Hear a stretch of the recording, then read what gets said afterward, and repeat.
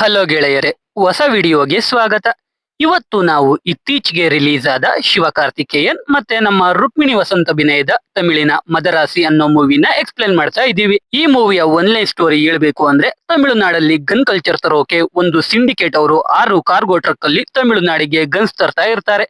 ಇದನ್ನ ತಡೆಯೋಕೆ ಪ್ರೇಮ್ ಅನ್ನೋ NIA officer squad ಜೊತೆ ಹೋಗ್ತಾನೆ. ಆದ್ರೆ ಆಗಲ್ಲ. ಕಡೆಗೆ ಆ 6 ಕಾರ್ಗೋ ಟ್ರಕ್ ಗಳ ಕತೆ ಏನಾಯ್ತು? ತಮಿಳುನಾಡಲ್ಲಿ ಗನ್ ಕಲ್ಚರ್ ಶುರು ಆಯ್ತಾ? ಅದ್ನೆಲ್ಲ ತಡೆಯೋಕೆ ಈ ಕಥೆಯ ನಾಯಕ NIAಗೆ ಹೇಗೆ ಸಹಾಯ ಮಾಡ್ತಾನೆ ಅಂತ ನಾವು ಮೂವಿ ನೋಡ್ತಾ ತಿಳ್ಕೊಳ್ಳೋಣ. ಬನ್ನಿ ವಿಡಿಯೋ ಶುರು ಮಾಡೋಣ. ಮೂವಿಯ ಮೊದಲನೇ ಸೀನ್ ಅಲ್ಲಿ ನಮಗೆ ತಮಿಳುನಾಡಿನ NIA ಅಂದ್ರೆ ನ್ಯಾಷನಲ್ ಇನ್ವೆಸ್ಟಿಗೇಷನ್ ಏಜೆನ್ಸಿ ಆಫೀಸ್ ನ ತೋರಿಸ್ತಾರೆ. ಅಲ್ಲಿಗೆ ಸಂದೀಪ್ ಅನ್ನೋ ಆಫೀಸರ್ 3 ಜನರನ್ನ ಕರ್ಕೊಂಡು ಬರ್ತಾನೆ. ಆ 3 ಜನರಲ್ಲಿ ಒಬ್ಬ ಹ್ಯಾಕರ್, ಇನ್ನೊಬ್ಬ ಡ್ರೋನ್ ಆಪರೇಟರ್, ಇನ್ನೊಬ್ಬ ಎಕ್ಸ್ಪ್ಲೋಸಿವ್ ಸ್ಪೆಷಲಿಸ್ಟ್. ಈ 3 ಜನರನ್ನ ಒಂದು ಆಪರೇಷನ್ ಗಾಗಿ ಕರ್ಕೊಂಡು ಬಂದಿರ್ತಾರೆ. NIA ಸ್ಕ್ವಾಡ್ಗೆ ಹೆಡ್ ಪ್ರೇಮ್. ಇವಾಗ ಪ್ರೇಮ್ಗೆ ತಮಿಳುನಾಡಿಗೆ 6 ಕಾರ್ಗೋ ಟ್ರಕ್ ಅಲ್ಲಿ ಗನ್ಸ್ ಬರ್ತಿದಾವೆ ಅಂತ ಇನ್ಫಾರ್ಮೇಶನ್ ಬಂದಿರುತ್ತೆ. ಅದಕ್ಕೆ ಪ್ರೇಮ್ ಅವನ ಟೀಮ್ ಜೊತೆ ಹೋಗಿ ಆ 6 ಟ್ರಕ್ ಗಳು ತಮಿಳುನಾಡಿಗೆ ಬರದೇ ಇರೋ ರೀತಿ ತಡಿಬೇಕು ಅಂತ ಅನ್ಕೊಂಡಿರ್ತಾನೆ. ಪ್ರೇಮ್ ಟೀಮ್ ಅಲ್ಲಿ ಅವನ ಮಗ ಸಂದೀಪ್ ಕೂಡ ಇರ್ತಾನೆ. ಇವಾಗ ಎಲ್ರು ತಮಿಳುನಾಡು ಮತ್ತೆ ಆಂಧ್ರ ಬಾರ್ಡರ್ ಗೆ ಹೋಗ್ತಾರೆ. ಅಲ್ಲಿ ಒಂದು ಟೋಲ್ ಹತ್ರ ಎಲ್ಲಾ ಡಿಪ್ಲಾಯ್ ಆಗ್ತಾರೆ. ಅಲ್ಲಿ ಅವರಿಗೆ 6 ಟ್ರಕ್ ಗಳು ಕಾಣಿಸುತ್ತೆ.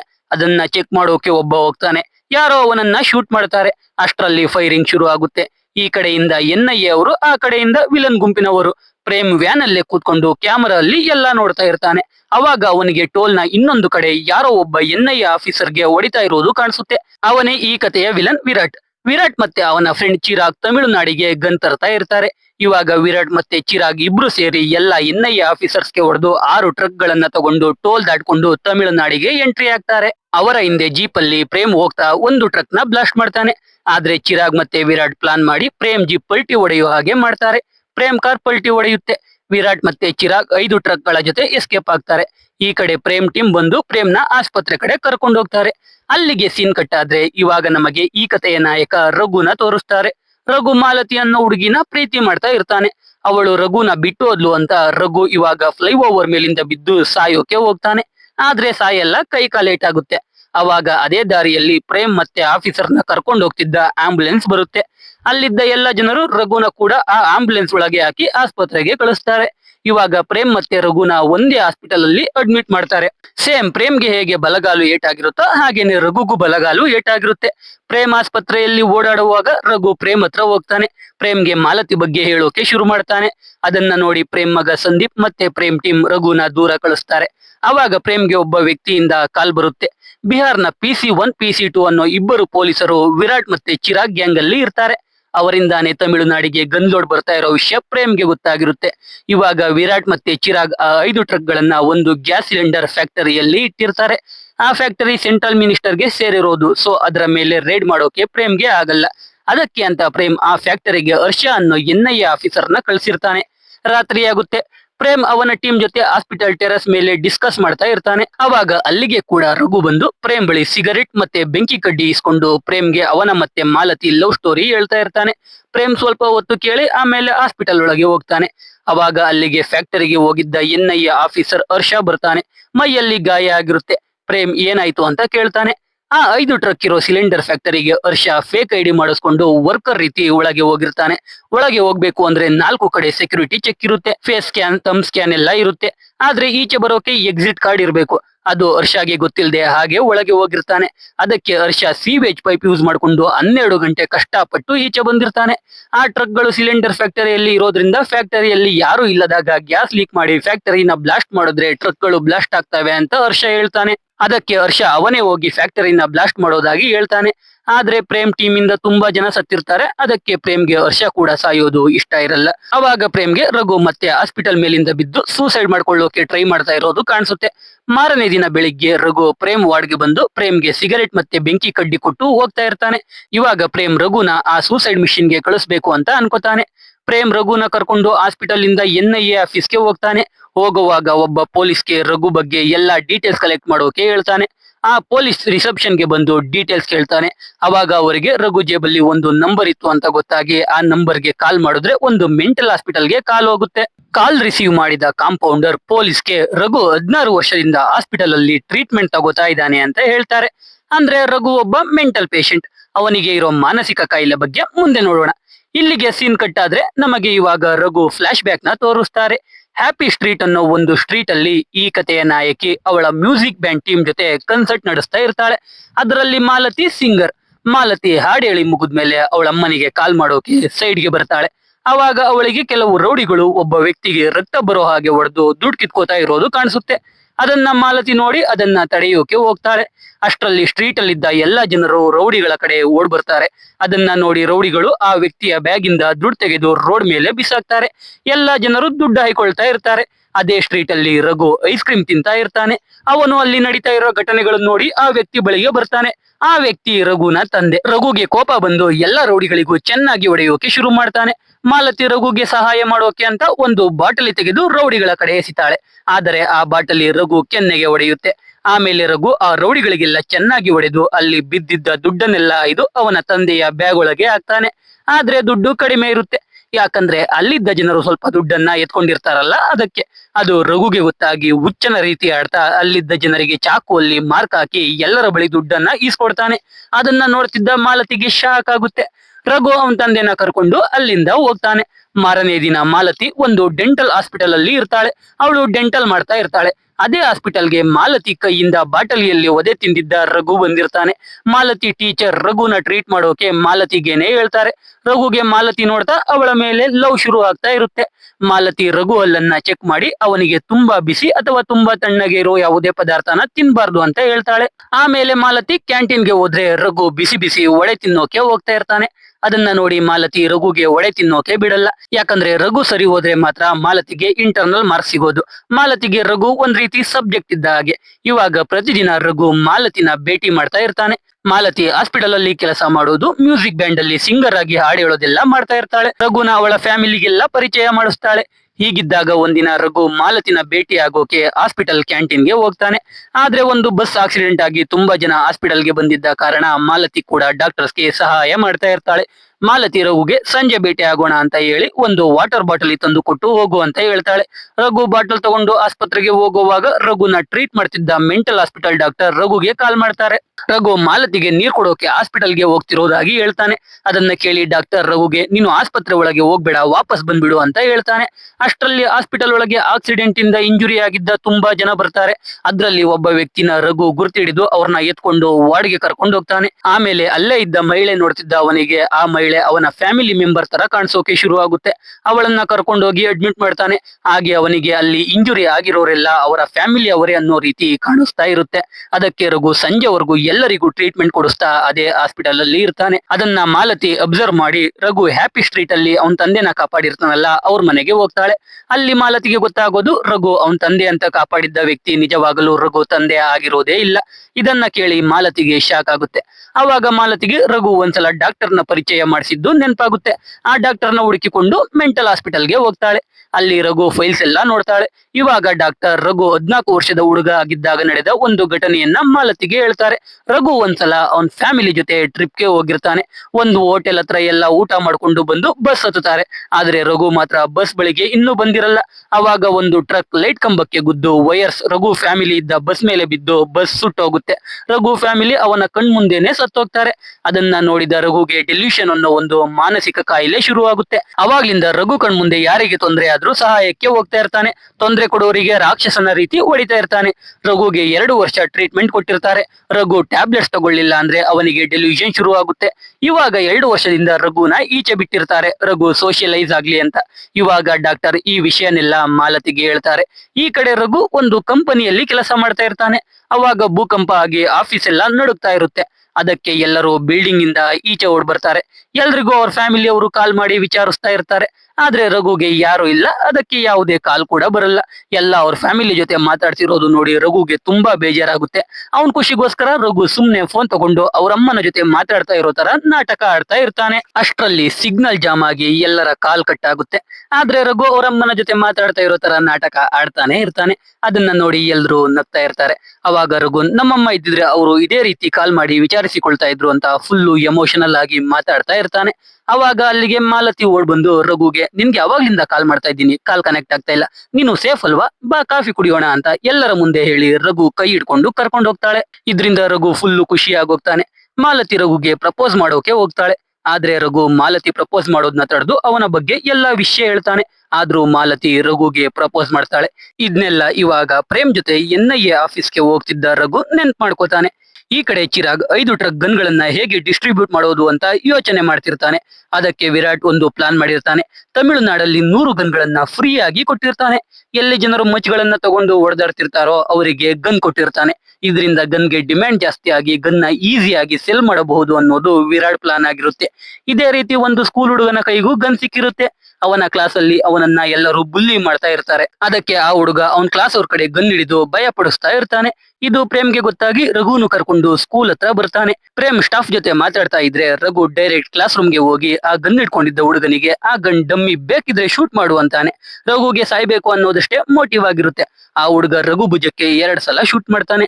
ಅಷ್ಟರಲ್ಲಿ ಕಮಾಂಡೋಸ್ ಬಂದು ಆ ಹುಡುಗನ ಹಿಡ್ಕೋತಾರೆ. ರಘು ಬುಲೆಟ್ ಹೆಡ್ ತಿಂದು ಕೆಳಗೆ ಬೀಳ್ತಾನೆ. ಇವಾಗ ಮತ್ತೆ ರಘು ಫ್ಲಾಶ್ ಬ್ಯಾಕ್ ನ ತೋರಿಸ್ತಾರೆ. ರಘು ಮಾಲತಿ ಜೊತೆ ತುಂಬಾ ಖುಷಿಯಾಗಿರ್ತಾನೆ. ಮಾಲತಿ ಫ್ಯಾಮಿಲಿಯವ್ರಿಗೂ ರಘು ಇಷ್ಟ ಆಗಿರ್ತಾನೆ.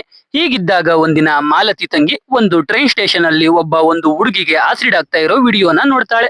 ಆ ಸ್ಟೇಷನ್ ನಲ್ಲಿದ್ದವರು ಆ ಹುಡುಗಿಗೆ ಸಹಾಯ ಮಾಡೋ ಬದಲು ವಿಡಿಯೋ ಮಾಡ್ತಾ ನಿಂತಿರ್ತಾರೆ. ಅದ್ರಲ್ಲಿ ಮಾಲತಿ ತಂಗಿಗೆ ರಘು ಕೂಡ ಇರೋ ರೀತಿ ಕಾಣಿಸುತ್ತೆ. ಆದ್ರೆ ಮಾಲತಿ ರಘು ಅಲ್ಲಿದ್ದಿದ್ರೆ ಆ ಹುಡುಗಿನ ಅವನ ಅಕ್ಕನೋ ತಂಗಿನೋ ಅನ್ಕೊಂಡು ಆಸಿಡ್ ಆಗ್ದವನಿಗೆ ಹೊಡಿತಿದ್ದ ಅಂತ ಅವನ್ ತಂಗಿಗೆ ಹೇಳ್ತಾಳೆ. ಮಾರನೇ ದಿನ ಮಾಲತಿ ರಘು ಜೊತೆ ಬೈಕಲ್ಲಿ ಹೋಗುವಾಗ ಆ ಆಸಿಡ್ ವಿಡಿಯೋ ಬಗ್ಗೆ ಹೇಳ್ತಾಳೆ. ಅವಾಗ ರಘು ಅವನು ಅದನ್ನ ಕಣ್ಣಾರೆ ನೋಡ್ದೆ ಅಂತ ಹೇಳ್ತಾನೆ. ಇದನ್ನ ಕೇಳಿ ಮಾಲತಿಗೆ ರಘು ಆ ಹುಡುಗಿಗೆ ಸಹಾಯ ಮಾಡೋಕೆ ಹೋಗದೆ ಇದ್ದಿದ್ಕೆ ಬೇಜಾರಾಗಿ ಮತ್ತೆ ಡಾಕ್ಟರ್ ಹತ್ರ ಹೋಗ್ತಾಳೆ. ಇವಾಗ ರಘು ನಾರ್ಮಲ್ ಆಗಿದ್ದಾನೆ ಅಂತ ಡಾಕ್ಟರ್ ಹೇಳ್ತಾರೆ. ರಘು ನಾರ್ಮಲ್ ಆಗಿರೋದಕ್ಕೆ ಮಾಲತಿ ಪ್ರೀತಿನೇ ಕಾರಣ ಅಂತ ಡಾಕ್ಟರ್ ಹೇಳ್ತಾರೆ. ಮಾಲತಿ ರಘುನ ಪ್ರೀತಿ ಮಾಡಿದ್ದೆ ರಘು ತೊಂದರೆಯಲ್ಲಿದ್ದವರಿಗೆ ಸಹಾಯ ಮಾಡ್ತಾನೆ ಅಂತ. ಮಾಲತಿಯಿಂದಾನೇ ರಘು ಬೇರೆಯವರಿಗೆ ಸಹಾಯ ಮಾಡೋದು ನಿಲ್ಲಿಸ್ದ ಅಂತ ಮಾಲತಿ ಮನೆ ಖಾಲಿ ಮಾಡ್ಕೊಂಡು ರಘುಗೆ ಮತ್ತೆ ಅವಳನ್ನ ಹುಡುಕಿಕೊಂಡು ಬರಬೇಡ ಅಂತ ವಾಯ್ಸ್ ಮೆಸೇಜ್ ಕಳಿಸಿ ಊರ್ ಬಿಟ್ಟು ಹೋಗ್ತಾಳೆ. ಇದು ರಘು ಮಾಲತಿಯ ಕತೆ. ಇವಾಗ ಕತೆ ಪ್ರೆಸೆಂಟ್ಗೆ ಬರುತ್ತೆ. ರಘು ಹಾಸ್ಪಿಟಲ್ ಅಲ್ಲಿ ಇರ್ತಾನೆ. ಬುಲೆಟ್ ಬಿದ್ದಿದ್ರು ಬದುಕಿರ್ತಾನೆ. ಈ ಕಡೆ ಗನ್ ಕಲ್ಚರ್ ಸಿಂಡಿಕೇಟ್ ನ ಹೆಡ್ ವಿರಾಟ್ ನ ಭೇಟಿಯಾಗಿ ಫ್ರೈಡೇನೆ ಗನ್ ಡಿಸ್ಟ್ರಿಬ್ಯೂಟ್ ಮಾಡಿ ಅಂತ ಹೇಳ್ತಾಳೆ. ಈ ವಿಷಯನ PC1 ಕಾಲ್ ಮಾಡಿ ಪ್ರೇಮ್ಗೆ ಹೇಳ್ತಾನೆ. ಅದಕ್ಕೆ ಪ್ರೇಮ್ ರಘುನ ಗುರುವಾರನೇ ಫ್ಯಾಕ್ಟರಿಗೆ ಕಳಿಸಿ ಬ್ಲಾಸ್ಟ್ ಮಾಡಿಸೋಕೆ ಪ್ಲಾನ್ ಶುರು ಮಾಡ್ತಾನೆ. ಆದ್ರೆ ಶಾಕಿಂಗ್ ವಿಷಯ ಏನಪ್ಪಾ ಅಂದ್ರೆ ಪ್ರೇಮ್ ಸ್ಕ್ವಾಡ್ ಅಲ್ಲಿ ವಿರಾಟ್ ನ ಒಬ್ಬ ಸ್ಪೈ ಇರ್ತಾನೆ. ಅವನು ವಿರಾಟ್ಗೆ ಕಾಲ್ ಮಾಡಿ ಪ್ರೇಮ್ಗೆ ಫ್ರೈಡೆ ಗನ್ ಡಿಸ್ಟ್ರಿಬ್ಯೂಟ್ ಮಾಡ್ತಾ ಇರೋ ವಿಷಯ ಗೊತ್ತಾಗಿದೆ ಅಂತ ಹೇಳ್ತಾನೆ. ಅದನ್ನ ಕೇಳಿ ವಿರಾಟ್ ಗುರುವಾರನೇ ಗನ್ ಡಿಸ್ಟ್ರಿಬ್ಯೂಟ್ ಮಾಡೋಕೆ ಪ್ಲಾನ್ ಮಾಡಿ ಅವನ ಗ್ಯಾಂಗ್ ಮೆಂಬರ್ಸ್ ನ ಕರೆದು ಪ್ರೇಮ್ಗೆ ವಿಷಯ ಲೀಕ್ ಮಾಡಿದ್ದು ಯಾರು ಅಂತ ಹೇಳಿಲ್ಲ ಅಂದ್ರೆ ಎಲ್ರೂನು ಕೊಲ್ತೀನಿ ಅಂತ ಹೇಳ್ತಾನೆ. ಅದಕ್ಕೆ PC1 ಮುಂದೆ ಬಂದು ಅವನೇ ಅಂತ ಒಪ್ಕೊಂಡು ಇನ್ನೊಬ್ಬನ ಕಡೆ ಕೈ ತೋರಿಸ್ತಾನೆ. ಅಷ್ಟೇ, ವಿರಾಟ್ ಇಬ್ರುನು ಕೊಲ್ತಾನೆ. ಆದ್ರೆ PC1 PC2 ಬದಲು ಬೇರೆ ವ್ಯಕ್ತಿ ಕಡೆ ಕೈ ತೋರಿಸಿರ್ತಾನೆ. ಅದರಿಂದ PC2 ಬಚಾವಾಗ್ತಾನೆ. PC2 ಮತ್ತೆ ವಿಷಯನ ಪ್ರೇಮ್ಗೆ ಹೇಳ್ತಾನೆ. ಅದಕ್ಕೆ ಪ್ರೇಮ್ ರಘು ಹೆಸರಲ್ಲಿ ಫೇಕ್ ID ರೆಡಿ ಮಾಡಿ ರಘುನ ಫ್ಯಾಕ್ಟರಿಗೆ ಕಳಿಸ್ತಾನೆ. ಈ ಕಡೆ ಚಿರಾಗ್ ವಿರಾಟ್ ನ ಫ್ಯಾಕ್ಟರಿಯಲ್ಲಿ ಬಿಟ್ಟು ಅವನು ಅವನ ಬೀಚ್ ಹೌಸ್ಗೆ ಹೋಗ್ತಾನೆ. ಗನ್ಗೆ ಆರ್ಡರ್ಸ್ ಬರೋಕೆ ಶುರು ಆಗುತ್ತೆ. ಫ್ಯಾಕ್ಟರಿಗೆ ಎಂಟ್ರಿ ಆದ ರಘು ಎಕ್ಸಿಟ್ ಆಗಲ್ಲ.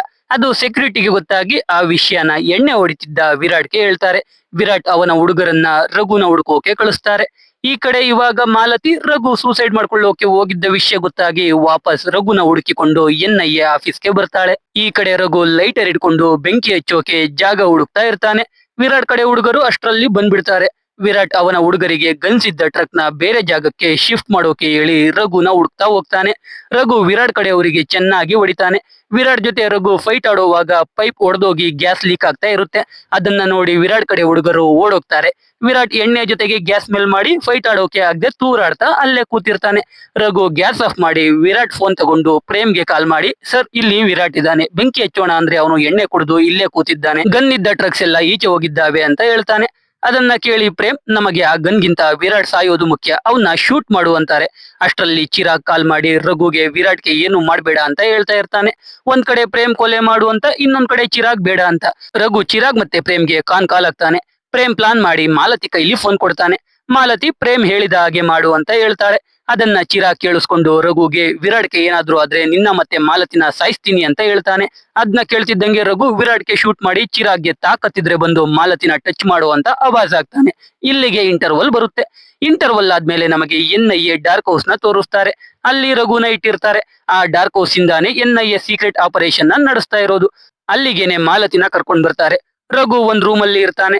ಮಾಲತಿ ರಘು ಇದ್ದ ರೂಮ್ಗೆ ಹೋಗಿ ರಘು ಸೂಸೈಡ್ ಮಾಡ್ಕೊಳ್ಳೋಕೆ ಹೋಗಿದ್ಕೆ ಮಾಲತಿ ರಘುಗೆ ಪ್ರೀತಿಯಿಂದ ಹೊಡಿತಾಳೆ. ಅಲ್ಲಿ ರಘು ಮಾಲತಿಗೆ ಸ್ಕೂಲ್ ಹುಡುಗನಿಂದ ಗುಂಡೇಟು ತಿಂದ ವಿಷಯ, ಪ್ರೇಮ್ಗೆ ಸಹಾಯ ಮಾಡ್ತಿರೋ ವಿಷಯ ಎಲ್ಲಾನು ಹೇಳ್ತಾನೆ. ಮಾಲತಿ ಅವಳ ಜೊತೆನೆ ಮಾತ್ರೆ ತಂದಿರ್ತಾಳೆ. ಆದ್ರೆ ರಘು ಮಾತ್ರೆ ನುಂಗಲ್ಲ ಅಂತ ಹೇಳ್ತಾನೆ. ಈ ಕಡೆ ನೋಡಿದ್ರೆ ವಿರಾಟ್ ಇನ್ನೂ ಸತ್ತಿರಲ್ಲ. ಹೇಗೆ ಅಂದ್ರೆ ರಘು ವಿರಾಟ್ಗೆ ಶೂಟ್ ಮಾಡಿ ಅಲ್ಲಿಂದ ಹೋಗುವಾಗ ರಘುಗೆ ಡೆಲ್ಯೂಷನ್ ಆಗಿ ವಿರಾಟ್ನ ಕೂಡ ಅವನ ಅಣ್ಣ ಅಂತ ಅನ್ಕೊಂಡು ಎತ್ಕೊಂಡ್ ಬಂದಿರ್ತಾನೆ.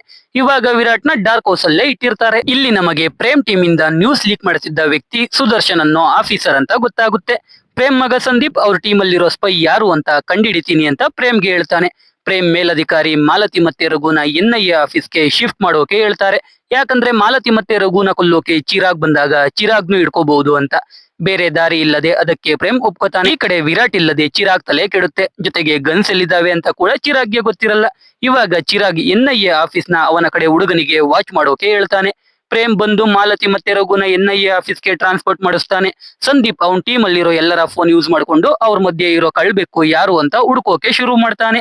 NIA ಆಫೀಸ್ಗೆ ಮಾಲತಿ ಮತ್ತೆ ರಘು ಬಂದ ವಿಷಯ ಚಿರಾಗ್ಗೆ ಗೊತ್ತಾಗುತ್ತೆ. ಈ ಕಡೆ ಆಫೀಸ್ಗೆ ಬಂದ ಮಾಲತಿ ರಘು ಮಾತ್ರೆನ ಡಾರ್ಕ್ ಹೌಸ್ ಅಲ್ಲೇ ಬಿಟ್ಟು ಬಂದಿರ್ತಾಳೆ. ಅದಕ್ಕೆ ಮಾತ್ರೆ ತರೋಕೆ ರಘು ವಾಪಸ್ ಡಾರ್ಕ್ ಹೌಸ್ಗೆ ಹೋಗ್ತಾನೆ. ಈ ಕಡೆ ಚಿರಾಗ್ NIA ಆಫೀಸ್ ಮೇಲೆ ಅಟ್ಯಾಕ್ ಮಾಡೋಕೆ ಬರ್ತಾನೆ. ಅದು PC2 ಇಂದ ಪ್ರೇಮ್ಗೆ ಗೊತ್ತಾಗಿ ಅವನು ಆಫೀಸ್ ಕಡೆ ಹೋಗ್ತಾನೆ. ಎಲ್ರು ಡಾರ್ಕ್ ಹೌಸ್ ಇಂದ NIA ಆಫೀಸ್ ಕಡೆ ಹೋದ್ರೆ ರಘು ಡಾರ್ಕ್ ಹೌಸ್ಗೆ ಹೋಗ್ತಾನೆ. ಈ ಕಡೆ ಚಿರಾಗ್ NIA ಆಫೀಸ್ಗೆ ಬಂದು ಆಫೀಸ್ ಎಲ್ಲ ಸುಟ್ಟಾಕಿ ಮಾಲತಿನ ಹುಡುಕ್ತಾ ಇರ್ತಾನೆ. ಈ ಕಡೆ ಡಾರ್ಕ್ ಹೌಸ್ಗೆ ಹೋದ ರಘುಗೆ ಚಿರಾಗ್ ಮಾಲತಿನ ಕೊಲ್ಲೋಕೆ ಹೋಗಿದ್ದಾನೆ ಅಂತ ಗೊತ್ತಾಗಿ ವಿರಾಟ್ ಮೊಬೈಲ್ ತಗೊಂಡು ಚಿರಾಗ್ಗೆ ಕಾಲ್ ಮಾಡ್ತಾನೆ. ರಘು ವಿರಾಟ್ ಬದುಕಿರೋದನ್ನ ತೋರಿಸಿ ಮಾಲತಿಗೆ ಏನಾದ್ರೂ ಆದ್ರೆ ವಿರಾಟ್ನ ಕೊಲ್ತೀನಿ ಅಂತ ಹೇಳ್ತಾನೆ. ಅದಕ್ಕೆ ಚಿರಾಗ್ ಮಾಲತಿನ ಕೊಲ್ಲದೆ ಅವಳನ್ನ ಅವನ ಜೊತೆ ಕರ್ಕೊಂಡು ಹೋಗ್ತಾ ಇರ್ತಾನೆ. ಅಷ್ಟ್ರಲ್ಲಿ ಅಲ್ಲಿಗೆ ಪ್ರೇಮ್ ಟೀಮ್ ಬರುತ್ತೆ. ಸಂದೀಪ್ ಚಿರಾಗ್ ಜೊತೆ ಫೈಟ್ ಮಾಡ್ತಾನೆ. ಆದ್ರೆ ಚಿರಾಗ್ ಮತ್ತೆ ಅವನ ಕಡೆ ಅವರು ಎಲ್ಲಾ ಸೇರಿ ಸಂದೀಪ್ನ ಸಾಯಿಸ್ಬಿಟ್ಟು ಅಲ್ಲಿಂದ ಎಸ್ಕೇಪ್ ಆಗ್ತಾ ಇರ್ತಾರೆ. ಅಷ್ಟ್ರಲ್ಲಿ ಅಲ್ಲಿಗೆ ರಘು ಕೂಡ ಬರ್ತಾನೆ. ರಘು ಬಿಲ್ಡಿಂಗ್ ಮೇಲಿಂದ ಜಂಪ್ ಮಾಡಿ ಚಿರಾಗ್ ಕಾರ್ ಮೇಲೆ ಹಾರ್ತಾನೆ. ಆದ್ರೂ ಅವನಿಗೆ ಮಾಲತಿನ ಕಾಪಾಡ್ಕೊಳ್ಳೋಕೆ ಆಗಲ್ಲ. ಚಿರಾಗ್ ಮಾಲತಿ ಕಿಡ್ನಾಪ್ ಮಾಡ್ಕೊಂಡು ಎಸ್ಕೇಪ್ ಆಗ್ತಾನೆ. ಈ ಕಡೆ ಸಂದೀಪ್ ಸತ್ತಿರೋದನ್ನ ನೋಡಿ ಪ್ರೇಮ್ಗೆ ತುಂಬಾ ನೋವಾಗುತ್ತೆ. ಪ್ರೇಮ್ ಸಂದೀಪ್ನ ಅಂತ್ಯ ಸಂಸ್ಕಾರ ಮುಗಿಸಿ ವಾಪಸ್ ಡಾರ್ಕ್ ಹೌಸ್ಗೆ ಹೋಗ್ತಾರೆ. ಅಲ್ಲಿ ಸುದರ್ಶನ್ ಹೋಗಿ ವಿರಾಟ್ನ ಮಾತಾಡಿಸ್ತಾನೆ. ಹಾಗೆ ಅಲ್ಲೇ ಇದ್ದ ಡಾಕ್ಟರ್ ಇಂದ ಸುದರ್ಶನ್ ಮೊಬೈಲ್ ತಗೋತಾನೆ. ಈ ಕಡೆ ರಘು ಪ್ರೇಮ್ ಬಳಿಗೆ ಬಂದು ವಿರಾಟ್ನ ಬಿಟ್ಟು ಮಾಲತಿನ ಕಾಪಾಡೋಣ, ಆಮೇಲೆ ನಾನೇ ಹೋಗಿ ವಿರಾಟ್ ಚಿರಾಗ್ ಇಬ್ರೂನು ಹಿಡ್ಕೊಂಡು ಬರ್ತೀನಿ ಅಂತ ಹೇಳ್ತಾ ಇರ್ತಾನೆ.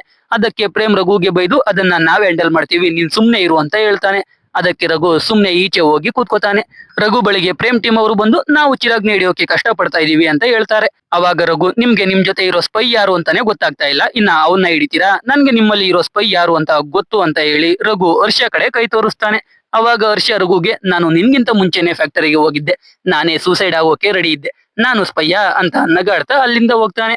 ಅವಾಗ ರಘು ಅವನು ಹರ್ಷ ಕಡೆ ಕೈ ತೋರಿಸಿದಾಗ ಮಿಕ್ಕಿದ್ದವರ ಹಾವಭಾವ ಹೇಗಿತ್ತು ಅಂತ ರೀಕಾಲ್ ಮಾಡ್ಕೋತಾನೆ. ಅದರಿಂದ ಸುದರ್ಶನ್ ಸ್ಪೈ ಅಂತ ಗೊತ್ತಾಗುತ್ತೆ. ಈ ಕಡೆ ಸಿಂಡಿಕೇಟ್ ಹೆಡ್ ಹೋಗಿ ಚಿರಾಗ್ನ ಮೀಟ್ ಮಾಡ್ತಾಳೆ.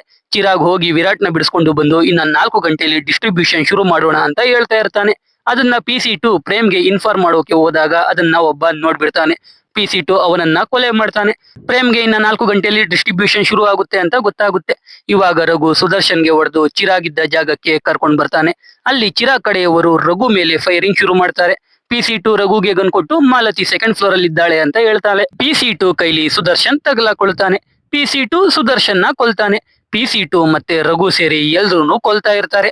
ಚಿರಾಗ್ ಅವನ್ ಕಡೆಯವರಿಗೆ ಮಾಲತಿನ ಕೊಲೆ ಮಾಡಿ ಅಂತ ಹೇಳಿ ಕಳಿಸ್ತಾನೆ. ಅದನ್ನ PC2 ಕೇಳಿಸ್ಕೊಂಡು ಎಲ್ರೂ ಡಿಸ್ಟ್ರಾಕ್ಟ್ ಮಾಡಿ ಚಿರಾಗ್ ಕಡೆಯವರ ಜೊತೆ ಸೇರ್ಕೊಂಡು ಮಾಲತಿನ ಕೊಲೆ ಮಾಡಬಾರ್ದಂತೆ ಅಂತ ಹೇಳಿ ಅಲ್ಲಿಂದ ಈಚೆ ಕರ್ಕೊಂಡು ಹೋಗ್ತಾನೆ. ರಘು ಸೆಕೆಂಡ್ ಫ್ಲೋರ್ಗೆ ಹೋದ್ರೆ ಅಲ್ಲಿ ಮಾಲತಿ ಇರಲ್ಲ. ಚಿರಾಗ್ ಹಿಂದೆಯಿಂದ ಬಂದು ರಘು ತಲೆಗೆ ಗನ್ ಹಿಡಿತಾನೆ. ಆದ್ರೆ ರಘು ಅದೇ ಗನ್ ಕಿತ್ಕೊಂಡು ಚಿರಾಗ್ ಕಡೆ ಹಿಡಿತಾನೆ. ಚಿರಾಗ್ ಸುಮ್ನೆ ಇರದೆ ನನ್ಗೇನಾದ್ರು ಆದ್ರೆ ಮಾಲತಿನ ನನ್ ಕಡೆಯವರು ಸಾಯಿಸ್ಬಿಡ್ತಾರೆ ಅಂತ ಹೇಳ್ತಾನೆ. ಅದನ್ನ ಕೇಳಿ ರಘುಗೆ ಕೋಪ ಬಂದು ಚಿರಾಗ್ನ ಶೂಟ್ ಮಾಡ್ತಾನೆ. ಅಲ್ಲಿಗೆ ಪ್ರೇಮ್ ಟೀಮ್ ಬರುತ್ತೆ. ಪ್ರೇಮ್ ಟೀಮ್ ಎಲ್ಲಾ ಸೇರಿ ಚಿರಾಗ್ ಸಾಯೋವರೆಗೂ ಶೂಟ್ ಮಾಡ್ತಾರೆ. ಈ ಕಡೆ ನೋಡಿದ್ರೆ ವಿರಾಟ್ ಡಾರ್ಕ್ ಹೌಸ್ ಅಲ್ಲಿ ಇದ್ದ ಎಲ್ಲಾ ಆಫೀಸರ್ಗೂ ಹೊಡೆದು ಎಸ್ಕೇಪ್ ಆಗಿ ಸಿಂಡಿಕೇಟ್ ಮೆಂಬರ್ಸ್ ಇದ್ದ ಜಾಗಕ್ಕೆ ಬರ್ತಾನೆ. ಈ ಕಡೆ ಪ್ರೇಮ್ನ ಗನ್ ಕಲ್ಚರ್ ಕೇಸ್ ಇಂದ ತೆಗೆದುಹಾಕಿ ಬೇರೆ ವ್ಯಕ್ತಿನ ಅಪಾಯಿಂಟ್ ಮಾಡಿರ್ತಾರೆ. ಅವರು ರಘುನ ಅರೆಸ್ಟ್ ಮಾಡೋಕೆ ಹೋಗ್ತಾರೆ. ಆದ್ರೆ ರಘು ಅವನ ಅರೆಸ್ಟ್ ಮಾಡೋಕೆ ಹೋದ ಪೊಲೀಸರಿಗೆ ಹೊಡೆದು ಅವ್ರ ಗನ್ನ 2 ಸೆಕೆಂಡ್ ಅಲ್ಲಿ ಡಿಸ್ಮೆಂಟಲ್ ಮಾಡ್ತಾನೆ. ಅದನ್ನ ನೋಡಿ ಎಲ್ಲ ಶಾಕ್ ಆಗೋಗ್ತಾರೆ. ಆಮೇಲೆ ಪ್ರೇಮೆ ರಘುಗೆ ಸರೆಂಡರ್ ಆಗೋಕೆ ಹೇಳ್ತಾನೆ. ರಘುನ ಒಂದು ರೂಮ್ ಅಲ್ಲಿ ಕೂಡಾಕ್ತಾರೆ. ಈ ಕಡೆ ವಿರಾಟ್ ಬಳಿಗೆ PC2 ಚಿರಾಗ್ ಗ್ಯಾಂಗ್ ಜೊತೆ ಸೇರಿ ಮಾಲತಿನ ಕರ್ಕೊಂಡ್ ಬರ್ತಾನೆ. ಅಲ್ಲಿ ವಿರಾಟ್ಗೆ ಚಿರಾಗ್ ಸತ್ತಿರೋ ವಿಷಯ ಗೊತ್ತಾಗುತ್ತೆ.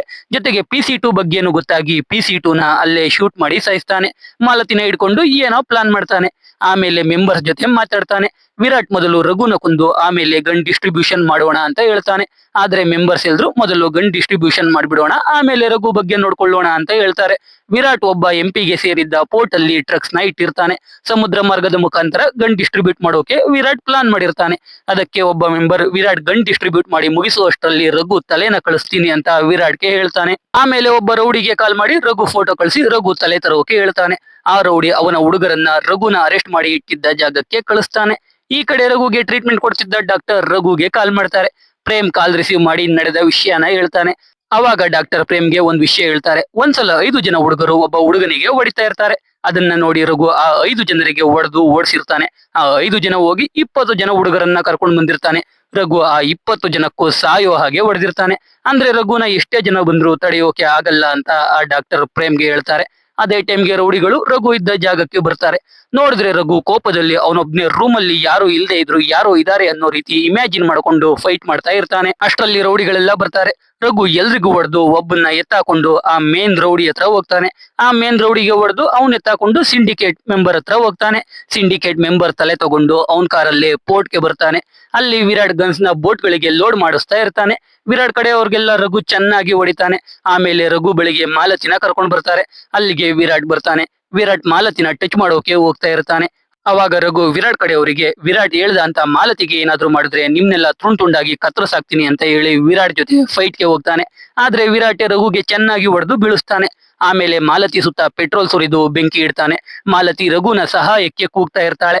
ಅದನ್ನ ನೋಡಿ ರಘುಗೆ ಅವನ್ ಫ್ಯಾಮಿಲಿ ಸಾವು ನೆನಪಾಗುತ್ತೆ. ರಘು ಅಲ್ಲಿದ್ದ ಮೃಗ ಆಕ್ಟಿವೇಟ್ ಆಗುತ್ತೆ.